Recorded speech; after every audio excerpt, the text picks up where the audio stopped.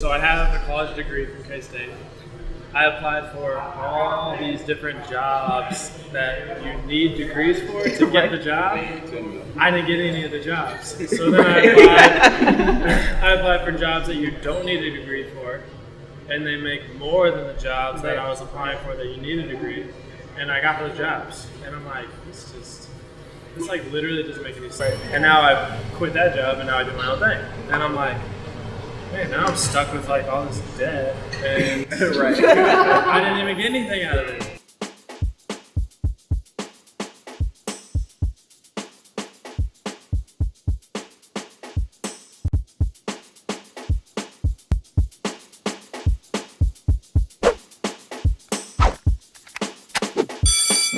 I think students need experiences that help them think about, well, why would I pursue a post-secondary degree? Why would I pursue a certificate? And what that kind of looks like. I don't think college should be the first time you're exposed to something that you're interested in. So when we were seniors, we got a semester to do an entire project that was our choice. And so for my project, I chose to do a short film. And that was something that was fun for me. It wasn't something that I had ever experienced, but that Buff project put me in a place where I could explore that, where I could decide if that was something that I ever wanted to pursue. But just for that semester, I got to mess around with it. I think high school is a great place, middle school, just kind of helps you as early as possible. As early as possible, and of course, you know, it can shift. For me, it was those intentional experiences that helped me probably save some time when I went to college. Writing is an important skill set, so that's where I found public relations for myself. Yeah, so at Wanda High School, we have a college and career center, which was we had two ladies helping us step by step, giving us applications, giving us scholarships, giving us anything to benefit us for our transition to college. So I would go to them every day. Sit and talk with them, ask them questions, pretty much pick their brains on how they, like how their transition went, and which can make my transition way much smoother to William Jewell College. The Buff project was a semester-long project where you had to do a research paper and then you had to do like 30 hours of work on a project and have a final product. It's so funny because after I left high school, I didn't pursue film, but I'm in film now. So when I look back, that was something that was really important in high school that has influenced me, 10 plus years later. What's that skill set though, and like how would you try to pass that down or implement that into a space that really needs to be more flexible? Yeah, I think the skill set is just being ready. Like, whatever it is, you need to be ready for what you are made to do, and I think ultimately you're going to land in that position. A lot of students aren't that advantageous. They don't go to, as you said, go to the counselor every day from freshman year to senior year. What was it that pushed you to be so advantageous? My parents. I grew up with two parents in the household, and both of them was always in my ear. So anything I did wrong, they would always get on me. So I pretty much got tired of getting beat up mentally. So I just said straight up, like this what I'm gonna do. I'm gonna set a goal, and anything that goal put forth to me, I was going to tackle it full force. To go off of my experience, I did a short film and I loved film, but I didn't know that film school was an option. So I feel like it's very important to give students as early as you can, tell them that they have options. Not that they have to go a certain path to get to a certain place, but that many a filmmaker have become a filmmaker with different paths. So I think that telling students their options, like really emphasizing that you don't have to go to college to get a corporate job. You don't have to go to film school to be a filmmaker. That there are different paths to get to the same destination. And so I went to school, I thought I wanted to be a writer.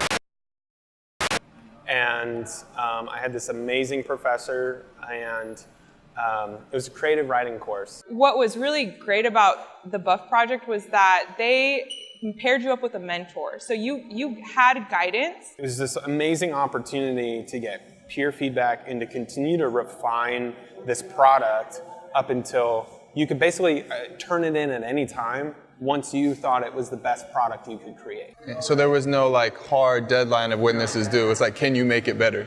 Yeah, absolutely. So you got to judge, like, was this the best that I could do? Am I proud of how hard I've worked on it? And to me, that really opened up, like, this is the first experience of being able to iterate in school. But you actually got to choose your mentor. So you got to choose your project, you got to choose what area of research around your project that you researched, and then you also got to do the project yourself. For me, I had a really hard time getting into college. I was a good student, but I could not test well on this dumb test. It just like, I felt a lot of shame around that. I had to take the ACT 5 times to get a score that would get me into school. So how can you implement a lifestyle design idea in a almost maybe like, dare I say, like an old school model?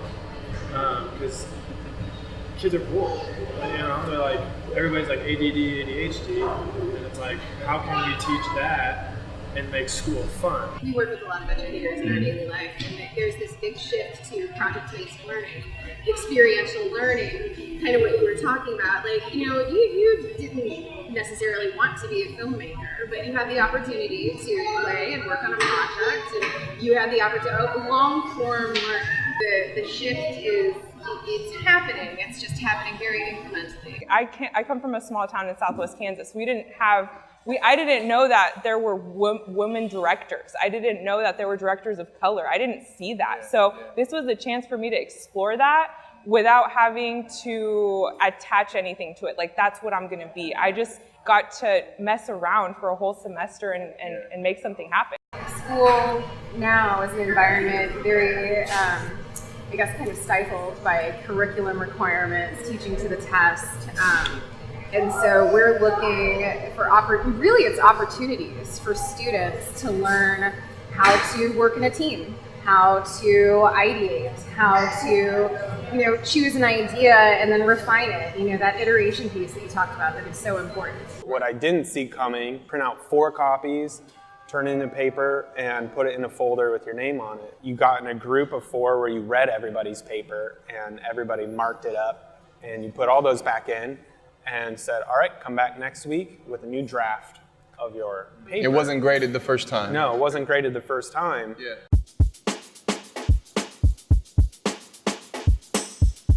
For me, I was a kid who actually got recruited to a new school. And so I was kind of like the new kid on the block trying to fit in. Just having good mentors and good people that kind of really hold me accountable and stuff, really helped me develop as I got a little older. Just the after effect of having a mentor, just having somebody holding you accountable every day is a struggle. I don't think middle school is easy for anyone. That's just not a thing that happens, but I feel like for me it was a little more difficult than most. You know, I was half Jewish, half gay, all fat, awkward, and nerdy. I grew up in a community that was basically diversity by default. For me, what kind of helped me grow as an individual was just being exposed to that multiculturalism there from a young age. I mean, in my group of friends from a very young age, my best friends was Asian, black kids, Mexicans, and white kids all in the same group. I struggled, and I was picked on a lot. And it kind of escalated through the years. For me, middle school was 6th to 8th grade, and you know, it got to the point where there was physical violence. Like, I remember being followed home from school, having people throw rocks at me, getting shoved into lockers. I really struggled, and I reached a point where I felt I had no hope. Like, nothing was going to get better, and I actually I tried to commit suicide, and you know, I kind of have like the little laugh in my voice now, but at the time it was just a very bleak feeling. I don't think I wanted to die, but I wanted to not be around anymore, and that was the solution. I think we have to teach coping mechanisms too, from a young age. Because what I've seen, and I have a younger sister, and we try to implement those like coping mechanisms, mindfulness, just being present, asking for help, being vulnerable.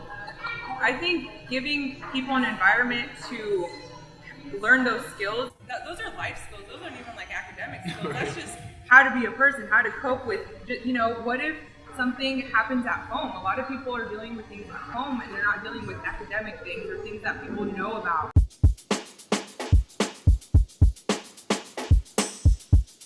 Life is about iterating, right? You never say start a business, you get 1 week and give us your best idea. It's almost always going to be your worst idea. The first one is going to be your worst. Yeah, and then, so I think the reason why this is so important is that people are coming into their adult lives never having an experience of iterating. What's the specific trait or skill set or perspective that you have now because of that experience? Right. I would say the ability to be able to navigate through different cultures. So an example that I give people is just I have good friends who are black, and I could talk, rap and black culture with them and have fun. I recently just binge watched all the Insecure, and but I'm also capable of navigating white culture, and it's kind of crazy that it's even so segregated.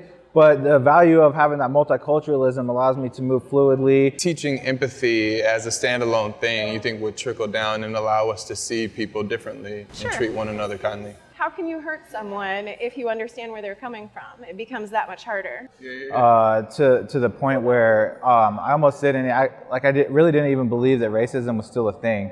And it's kind of, people trip out when I tell them that because I didn't travel a lot when I was a kid. So I grew up kind of poor. So when I finally moved away, is when I finally learned that the first time you were faced with the fact that our cities are still pretty segregated. Exactly. Yeah. But it was just interesting growing up in that dynamic because we're all in the same classrooms, we're all learning the same stuff, we're all busting on each other with the same jokes. So I'm gonna ask you a really tough question.